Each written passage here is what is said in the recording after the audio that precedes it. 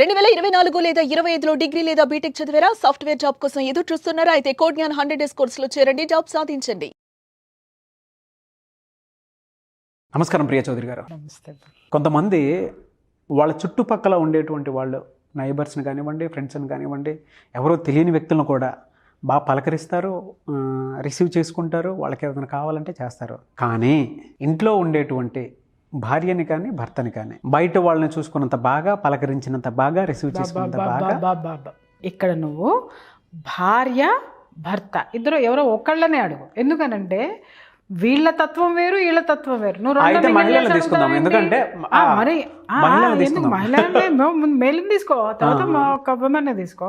లేదులేండి, చాలా మంది ఇది ఫేస్ చేసేటువంటి వాళ్ళు ఉన్నారు. నాకు కామెంట్ బాక్స్లో కూడా మెసేజ్ పెట్టిన వాళ్ళు ఉన్నారు, ఇన్స్టాలో కూడా మెసేజ్ పెట్టిన వాళ్ళు ఉన్నారు. కాబట్టి అడుగుతున్నాను. కొంతమంది సఫర్ అవుతూ ఉంటారండి. అంటే బయట వాళ్ళందరినీ బాగానే పలకరిస్తారు కదా, నా దగ్గరకు వచ్చేటప్పటికి ఏమైంది ఆ ఎనర్జీ కానీ, ఆ మాటలు కానీ, ఇంట్లో వచ్చినప్పుడు కూడా తిరిగి బయట వాళ్ళు ఫోన్ చేస్తే వాళ్ళతో అంత ఎనర్జెటిక్గా మాట్లాడతావు కదా, నాతో ఒక పావు గంట స్పెండ్ చేయడానికి ఏమైంది, ఒక 5 నిమిషాలు మాట్లాడడానికి ఏమైంది అని చెప్పేసి అడుగుతూ ఉంటారు మహిళలు. అంటే భర్త దగ్గర నుంచి ఆ ప్రేమను కోరుకుంటూ ఉంటారు. ఎలా అంటే ఈ వ్యక్తిత్వాన్ని ఏ విధంగా తీసుకోవాలి అసలు? బాధ్యత రాహిత్యం అంటాను నాగరాజ్ గారు. నీకు ఇంట్లో నీ భార్య నీకు ఎంతో సహకరిస్తేనే నువ్వు బయట అంత ఎనర్జెటిక్గా పనిచేసి నువ్వు ఇంటికి వస్తున్నావు. ఆ ఎనర్జీని ఇచ్చేటటువంటి వ్యక్తి ఎవరు? నీ ఎనర్జీ ఎవరు? నీ భార్య. ఫస్ట్ అది గుర్తించు. నీ ఎనర్జీ, నీ పాజిటివ్ ఎనర్జీ ఎక్కడి నుంచి తెచ్చుకుంటున్నావో నువ్వు ఆ భాండాగారాన్ని గుర్తించు.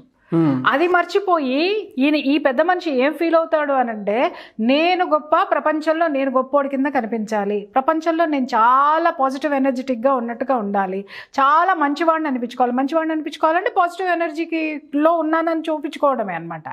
కానీ వెదవాయి నీకు ఇచ్చేటటువంటి, నీలో నుంచి వచ్చేటటువంటి ఆ పాజిటివ్ ఎనర్జీ ఎక్కడి నుంచి వస్తుంది అనంటే, నువ్వు ఇంట్లో ఎన్ని దాష్టికాలు చేసినా నోరు విప్పనటువంటి నీ భార్య, లేకపోతే నువ్వు ఎంత హింసించినా, ఎంత ఇది చేసినా తెల్లారేసరికి ఇట్లా దులుపుకొని నీకేం కావాలో ఒక తల్లిలాగా, నీకేం సపర్యలో శారీరకంగా, మానసికంగా, ఆహారం పరంగా ఒక తల్లిగా చూసుకొని, ఒక భార్యగా చూసుకొని, ఒక స్నేహితురాలుగా చూసుకొని నిన్ను హ్యాపీగా నిన్ను బయటికి పంపిస్తుంది. అరే, నీ ఎనర్జీ ఎక్కడుందో ఆ ఎనర్జీకి నువ్వు ఒక ఎనర్జీ నువ్వు అది గుర్తుపెట్టుకో. ఫస్ట్ అది గుర్తించడం మానేసి ఈ పెద్ద మనుషులు ఏం ఫీల్ అవుతారంటే, నాగరాజు గారు, నేను గొప్ప, నాలో ఉంది ఎనర్జీ మొత్తము. భార్య అనగానే ఒక చిన్న చూపు అనేది వస్తుంది. కారణం ఏంటి అనంటే, ఆడదంటే గౌరవం లేకపోవటం. నాగరాజు గారు, మళ్ళీ మీరు అనొచ్చు, బయట ఆడవాళ్ళ దగ్గర వీళ్ళు బాగానే గౌరవంగా ఉంటారు కదండి అని. నటిస్తారు, నటనా కొందరిలో, అందరిలో అని నేను అనను, కొందరిలో. సరే, అందరిలో కాదు, కొందరిలో అని చెప్పేసి అంటూ ఉన్నారు కదా. ఎందుకంటే ఆ టైప్ ఆఫ్ మెంటాలిటీకి ఒక మనిషి రావడానికి కారణం ఏమీ ఉంటుంది అంటారు అసలు? ఎందుకు అహంభావం నాగరాజు గారు. భార్య దగ్గరికి వచ్చేసరికి భర్తలో ఒక విధమైనటువంటి అహంభావం. ఎందుకంటే నేను గొప్పోడిని, నేను హుంకరిస్తే తప్ప, నేను చేదరించుకుంటే తప్ప, నేను దరిద్రాలు వెదజల్లితే తప్ప నా ఇంట్లో నా ఆడది అణిగిమణిగి ఉండదు అనేటటువంటి ఒక నీచమైనటువంటి ఆత్మన్యూనత భావంతో బతికేస్తాడు ఈ జీవుడు. అందుకోసం అని చెప్పేసి ఆవిడ దగ్గర ఇవన్నీ ఏమి ఉండవు ఆయనకి. అర్థమైందా మీకు? క్లియర్గా చెప్పాలంటే అదే. ఏంటి అనంటే, నేను ఎంత నీచంగా నేను నా ఇంట్లో ఉంటే అతను ఏమనుకుంటాడు, ఇవన్నీ క్వాలిటీస్ అనుకుంటాడు. ఏది? గంభీరంగా ఉండడం, కోప్పట్టం, విసుక్కోవడమో, లేకపోతే ఆమె నోరు మోయించేయడమో, లేకపోతే అలగడమో, ఇవన్నీ ఇతనుకున్న క్వాలిటీస్ అనుకుంటాడు. కానీ ఇతనుకున్న దరిద్రాలు అనేది గుర్తిస్తే ఒక భర్త ఎంత దరిద్రంగా తన భార్య దగ్గర, కుటుంబ సభ్యుల దగ్గర బిహేవ్ చేస్తున్నాడో అర్థమవుతుంది. నేను ఎప్పుడు చెప్తాను ఒక్కటి ఏంటి అనంటే, ఆడైనా మగైనా ఈరోజు ఆడవాళ్ళు కూడా మగవాళ్ళతో సమానంగా బయటకు వస్తున్నారు, ఉద్యోగాలు చేస్తున్నారు, వ్యాపారాలు చేస్తున్నారు, పని చేస్తున్నారు, సంపాదిస్తున్నారు, ఇంటికి వెళ్తున్నారు. ఇంట్లో చెప్పులతో పాటుగా బయట ఉన్నటువంటి రిస్క్ మొత్తాన్ని కూడా, ఆలోచనలన్నీ సరికాని ఆలోచనలని, వాటన్నిటినీ కూడా చెప్పులతో పాటు విడిచిపెట్టేసి, ఇల్లు అంటే ఇది నాది, ఇక్కడ ఒక ప్రేమ అనేది నేను సృష్టించుకోవాలి, ప్రేమను సృష్టించుకొని దాన్ని నేను అనుభవించాలంటే ముందు నువ్వు ప్రేమతత్వంతో లోపలికి అడుగుపెట్టు. లోపల ఏమున్నా అది నీలో పాజిటివ్ ఎనర్జీ ఉంటే నువ్వు చాలా వరకు దాన్ని కంట్రోల్ చేయగలుగుతావు. అర్థమైందా? అది మానేసి నువ్వు చెప్పులు ఒకటి బయట వదిలేసేసి బయట ఉన్న చెత్తా చెదారం అంతా నీ బుర్రలో పెట్టుకొని నువ్వు ఇంట్లోకి వెళ్ళిపోయి భరిస్తుంది కదా అని చెప్పేసి అని ఆవిడ మీద గై గై గై గై అని అరిచేస్తే, ఇవాళ చాలామంది మగవాళ్ళు నాకు కంప్లైంట్ ఇచ్చేది ఏంటంటే, ఎప్పుడు చూడండి ఏదో ఒకటి మేడం, ఏదో ఒక రోగం మేడం, నన్ను 24 గంటలు డాక్టర్ల చుట్టూ తిప్పుతుంది మేడం, డాక్టర్లు ఏమీ లేదంటారు కానీ ఈవిడ బాగోలేదని ఇంట్లో పడుకుంటుంది. దానికి అర్థం తెలుసా? కొంతమంది నటిస్తారు, నిజంగానే నటిస్తారు భార్యలు, వాళ్ళ గురించి మాట్లాడలే. అసలు రోగం ఏంటనేది బయటికి కనిపించదు, కానీ వీళ్ళు ఎప్పుడు ఇల్నెస్ తోటి ఉంటారు. కారణం ఏంటి అని అంటే, మీ ప్రేమ అనేటటువంటి మెడిసిన్ వాళ్ళకి లేదు. ఆ యొక్క ఎనర్జీని మీరు వాళ్ళకి ఇవ్వడం లేదు. ఆ ఎనర్జీ వాళ్ళల్లో ఎప్పుడైతే లోపిస్తుందో జీవోత్సవంలాగా శరీరము మనస్సు మారిపోతుంది. ఎప్పుడైతే ఆ శరీరం మనస్సు మారిపోతుందో ఆటోమేటిక్గా ఈ యొక్క వేదన, ఈ డిప్రెషన్ ఏదైతే ఉంటుందో శరీరంలో ఉన్నటువంటి ఏదో ఒక భాగం మీద, ఏ భాగం బలహీనంగా ఉంటే, ఏ భాగం స్వీకరించడానికి రెడీగా ఉంటే ఆ భాగం మీద పడుతుంది. ఈ మీరు చేసేటటువంటి ఈ యాటిట్యూడ్ ఏదైతే ఉందో, కోపట్టం కానివ్వండి, నిర్లక్ష్యం చేయటం కానివ్వండి, కొన్ని కేసుల్లో మనము డిస్కస్ చేసుకున్న, ఏంటి నేనెందుకు నీకు డబ్బులు ఇవ్వాలి, నేనెందుకు అన్నీ తెచ్చి నీకు సుఖంగా కూర్చోపెడుతున్నాను కదా, నువ్వు కూర్చో అని చెప్పి వీళ్ళ ఎమోషన్స్ అన్నిటి మీద వీళ్ళ ఆధిపత్యం చెలాయిస్తూ ఉంటారు అనమాట, అణిచివేస్తూ ఉంటారు.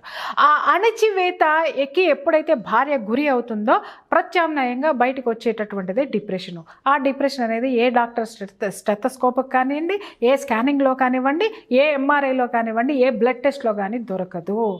మనిషి మాత్రం ఇల్నెస్కి గురి అవుతుంది. మనిషి కాదు ఇల్నెస్కి గురైంది మనస్సు. మీరు ఆ మనసుకి కావాల్సినటువంటి ప్రేమను అందించండి. ఆటోమేటిక్గా మనసు ఎప్పుడైతే ఆ ఎనర్జీని తీసుకుంటుందో, ప్రేమ అనేటటువంటి ఎనర్జీని తీసుకుంటుందో, లోపల ఆ యొక్క లవ్ హార్మోన్స్ అనేవి, ఎమోషన్స్ అనేవి రిలీజ్ అవుతాయి. ఎప్పుడైతే మనిషిలో ఆ యొక్క ఆక్సిటోసిన్ అంటారనమాట దాన్ని, ఆ ఆక్సిటోసిన్ అనేటటువంటి హార్మోన్స్, డోపామిన్, సెరటోనిన్ అనేటటువంటి హార్మోన్స్ మీరు ఇచ్చేటటువంటి ప్రేమ ద్వారా ఈ భార్యలో కానీ భర్తలో కానీ వస్తాయి. అవి ఎప్పుడైతే వచ్చినాయో ఆవిడ మీరు ఒక 10 రోజులకు ఒకసారి తిట్టనివ్వండి, లేదా ఒకరోజు విరుచుకు పడనివ్వండి, దాన్ని తట్టుకునేటటువంటి కెపాసిటీ, ఈ సామర్థ్యము ఆ శరీరానికి వస్తుంది. మీరేం చేస్తున్నారు? మీరు రాటము మీ అరుపులతోటో, కేకలతోటో, విమర్శలతోటో, చీదరించుకోవడంతోటో ఆమెలో ఉన్నటువంటి ఆ పాజిటివ్ ఎనర్జీస్ అయినటువంటి ఆ హార్మోన్స్ రిలీజ్ చేసేటటువంటి ఆ డోపామిన్ కానివ్వండి, సెరటోనిన్ కానివ్వండి, ఆక్సిటోసిన్ కానివ్వండి, ఇవన్నీ కూడా మెల్లమెల్లగా చంపేస్తూ ఉంటారు, మీరు తగ్గించేస్తూ ఉంటారు. ఎప్పుడైతే అవి తగ్గిపోతూ ఉంటాయో బాడీలో రోగనిరోధక శక్తి తగ్గిపోతుంది. రోగనిరోధక శక్తి తగ్గిపోగానే first mentally they are depressed. తర్వాత ఆ డిప్రెషన్ పెరిగి శరీరంలో ఏదో ఒక అవయవం మీద అటాక్ చూపు. క్యాన్సర్ కంటే దారుణం అదే. క్యాన్సర్ కూడా అందుకే వస్తుంది నాగరాజ్ గారు. ఆల్మోస్ట్ డిప్రెసివ్ మెంటాలిటీ ఉన్నటువంటి పేషెంట్స్లో కూడా కిడ్నీ ప్రాబ్లం కానివ్వండి, లివర్ కానివ్వండి, ఇంకొకటి కానివ్వండి, ఇవన్నీ కూడా వచ్చేది అక్కడే. వీటన్నిటినీ కూడా మనము పారామీటర్ తోటి కొలవలేం, డాక్టర్ స్టెథోస్కోపులతోటో లేకపోతే సైంటిఫికల్ టెస్టులతోటో కొలవలేం. కేవలం ప్రేమతో మాత్రమే కొలవగలము. కొంతమంది అంటారు, నేను ఎంత ప్రేమించినా కూడా ఆవిడ అలాగే బిహేవ్ చేస్తుంది అనుకున్నప్పుడు సైకియాట్రిస్ట్ దగ్గరికి తీసుకెళ్ళండి, సైకాలజిస్ట్ దగ్గరికి తీసుకెళ్ళండి, లేదా మాలాంటి కౌన్సిలింగ్ ఇచ్చే వాళ్ళ దగ్గరికి తీసుకురండి. వాళ్ళ చిన్నప్పటి నుంచి ఒక అణిచివేతకి వాళ్ళు గురవుతారనమాట. ఆ అణిచివేత ఏ అణిచివేతకి వాళ్ళు గురవుతారో ఆ అణిచివేత ఏదుందో మేము బయటికి తీస్తాము. అది బయటికి తీసిన తర్వాత దానికి ఏ విధమైనటువంటి ప్రత్యామ్నాయ మార్గాలు ఉన్నాయో మెడిసిన్ ద్వారా ఆ యొక్క ఎమోషన్ని సరిచేయగలమో, లేకపోతే స్పిరిచువల్ వేలో సరిచేయగలమో, లేకపోతే మెడిటేషన్ తోటి సరిచేయగలమో, లేకపోతే ఇంకేదైనా మెడిసిన్స్ తోటి సరిచేయగలమో అనేది అది బయటకు వస్తుంది. అది క్యూర్ చేసుకున్నారంటే హ్యాపీగా జీవితం అనేది ఉంటుంది. ఇకపోతే మీరు అన్నారు, ఎందుకండి వీళ్ళు ఇలా బిహేవ్ చేస్తారంటే అహంభావం, అంతకంటే ఇంకేం లేదు.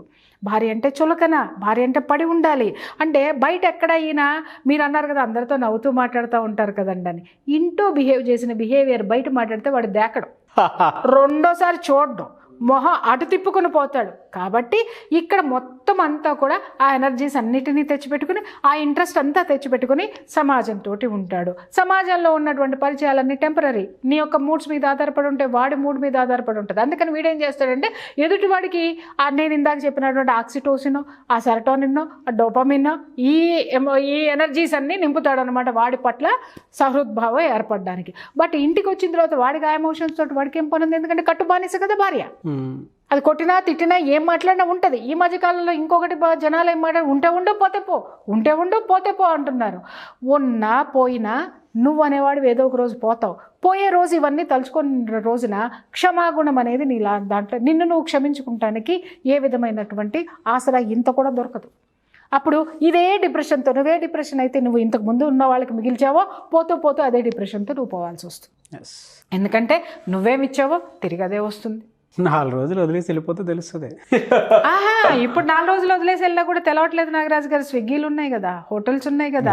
తర్వాత వినండి, యాపిల్లో కొడితే డాక్టర్లు కూడా పరిగెట్టుకొస్తున్నారు కదా, అందరు ఇంటికే వస్తున్నారు కదా.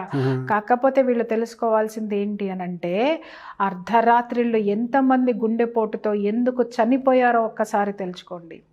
పక్క గదిలో ఉన్న వాళ్ళను కూడా లేపేటటువంటి ఫ్రాక్షన్ ఆఫ్ సెకండ్స్లో ప్రాణాలు పోతాయి. అప్పుడు ఉండాల్సింది ఎవరు? మన పక్కన మన భార్య, మన పక్కన భర్త, మన పక్కన భార్య, మన జీవిత సహచరులు మాత్రమే మనల్ని ఆ నిమిషంలో అప్పటికప్పుడు మనల్ని ఆదుకొని అలర్ట్ అయ్యి మనల్ని సేవ్ చేసేది. అదొక్కటి, ఆ జీవిత సత్యం తెలుసుకుంటే చాలు నాగరాజ్ గారు.